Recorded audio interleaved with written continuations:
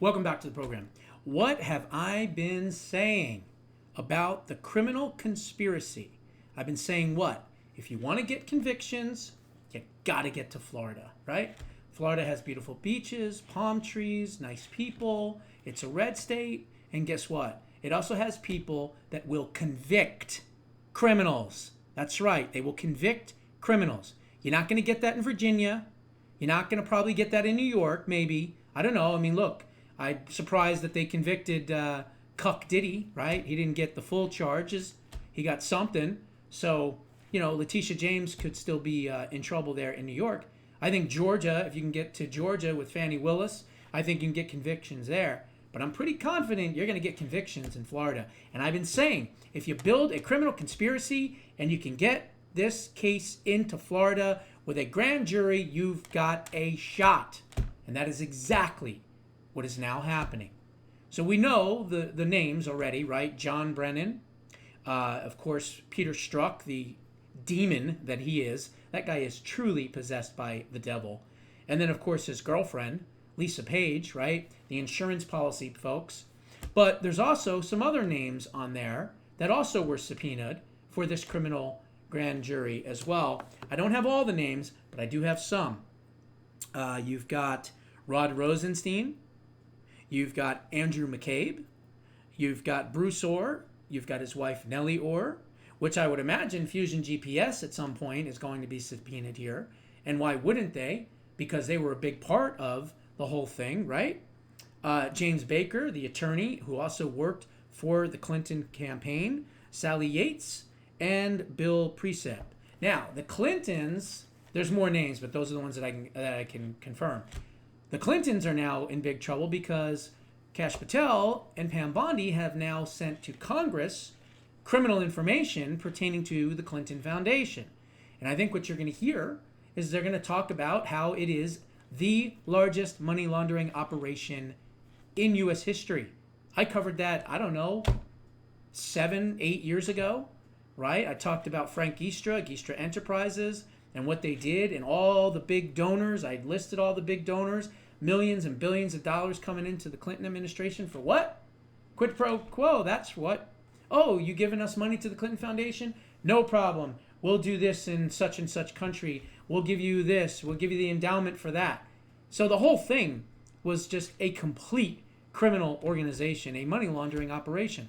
And if Congress does the right thing and investigates it, well, guess what? Eventually, during the hearings and everything else, they'll then send criminal referrals back to the Department of Justice. And hopefully at that point, well, we'll see what happens. Maybe there's statute of limitations. Maybe there's not. Maybe they're going to get wrapped up in the criminal conspiracy. And I think that this Justice Department understands that there are an absolute ton of statute of limitations against a lot of these people that sadly won't be prosecuted unless they can be brought in and swept in to a gigantic criminal conspiracy. I believe they're smart enough, and I know that's what they're probably doing right now. Mike Davis agrees as well. But now we have a grand jury in the Southern District of Florida with Jason Redded Quinones, hand-picked, MAGA-supporting, America First prosecutor who has now impaneled the jury of folks.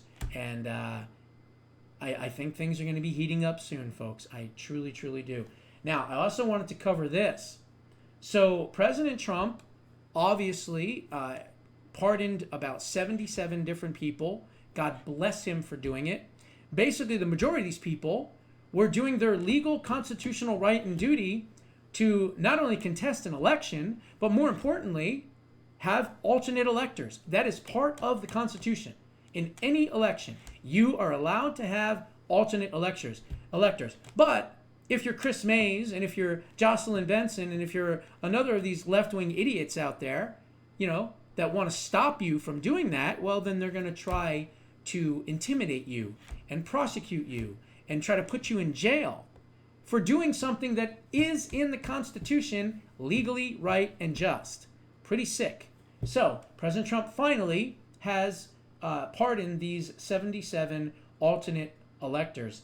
Now, the main names, of course, Rudy Giuliani, the attorney, right, of course. John Eastman, great guy, patriot, attorney. Jeffrey Clark, another attorney, great guy.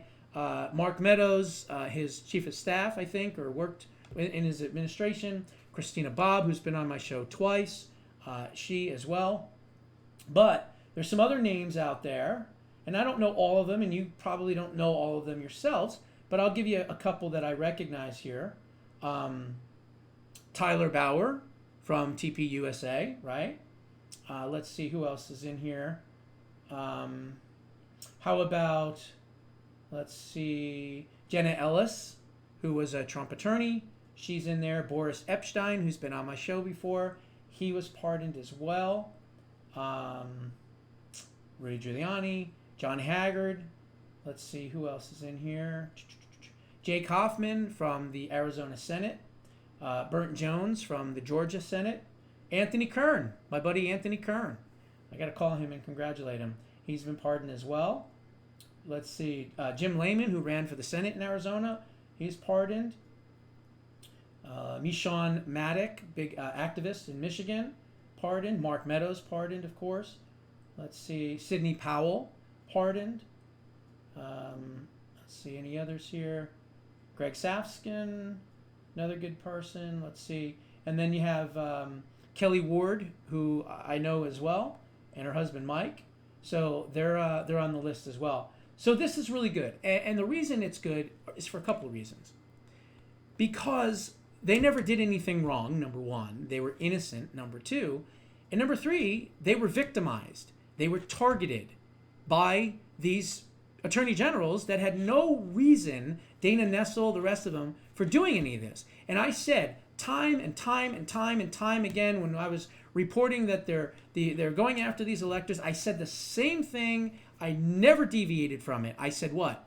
Don't worry about it. They have no case. It's all going to be thrown out. And by the way, most of them actually were thrown out in court, but it's nice to see the double, defense, if you will, of the pardon so that they can never be messed with ever again. The last thing we ever want is to have alternate electors be fearful of the fact that they can't come forward and do their job, their constitutional right and duty to do their job. And so that's really, really important. So I wanted to bring that up as well. And now this story, no one's talking about this. This is new, okay? Christina Bobb, who again has been a guest on the show twice, has dropped a bombshell in the fact that as they were going after her, now remember, she was Trump's lawyer, so she knows lawyer lingo, she knows how to look at documents, she knows how to, look at, subpoenas, all the different things, and she found something that's very, very interesting, okay? So here is what she has. Former Trump and GOP attorney Christina Bobb dropped a bombshell on Monday related to the criminal acts against her that were allegedly paid for by outsiders, possibly associated with the Obama and Otto Penn administrations and Hillary Clinton. Okay? Maybe this will break in a day or two, I don't know, but I'm covering it now. Through an inadvertent disclosure in the discovery that she received, Bobb uncovered that Arizona Attorney General Chris Mays and her campaign received $200,000 from a group with a different name that just so happens to share the exact same address, the same president, the same executive director, and the same exact leadership team as Thunder Thighs himself, Cheeseburger Head, Mark Elias, who I absolutely despise and want to see in a jail cell more than most, okay?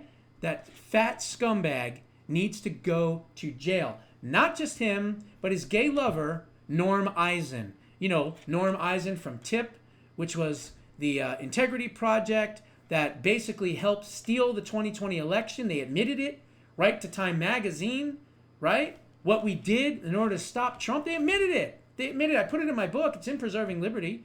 You probably remember it. So then it says this, okay?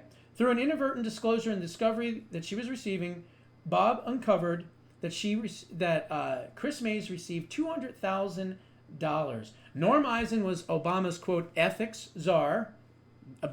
He's about as ethical as a rabbit in heat, okay? first off. And then, of course, Thunderbird thighs, Mark Elias, was Hillary Clinton's CFO in her failed campaign for president. Current status of criminal case. The indictment has been remanded, and the court ruled that the prosecutor substantially infringed on my and my co-defendants' constitutional rights. The prosecutors have not reconstituted the grand jury but are appealing the ruling. The court also made a prima facie finding that the case was brought for political reasons. The government is appealing that finding as well. The court's ruling confirms that this case was brought for motivations other than criminal justice. So it's now been proven that what they did was not only criminal, but political. It had nothing to do with anything in the Constitution, because in the Constitution you are allowed to have alternate electors. There appears to be an organized bribery in the state of Arizona and likely in Michigan, in Georgia, and in Pennsylvania and other states as well. In the course of my criminal prosecution, the state of Arizona inadvertently disclosed information to the defense in discovery, which they have since acknowledged as being authentic. Upon closer inspection, the Arizona Attorney General Chris Mays received $200,000 in exchange for the Democratic Attorney General Associations to have prosecutorial influence through one of their initiatives, quote, States United Democracy Center, for prosecuting their political opponents. Now, to be clear, the Democratic Attorney General Associations paid Arizona Attorney General Chris Mays $200,000, and she gave States United prosecution power to prosecute President Trump and President Trump's attorneys, his allies, and yes, the alternate electors. Prosecutors claim on the record and in an email that the States United represented their office. States United is a liberal, non-profit organization with whom the Arizona Attorney General's office claims was a, quote, attorney-client relationship in this criminal matter. States United initiated the strategy for this prosecution, and the Attorney General's office continues to use their work and their product, most recently to request a search warrant, which is still pending.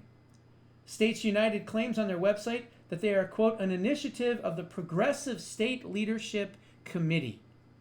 PSLC has the exact same address, president, executive director, and nearly identical leadership team as the Democratic Attorney General Association's, DAGA, which is a committee of the Democratic Party. Additionally, DAGA pays the salaries of the PSLC employees according to their most recently available tax form 990.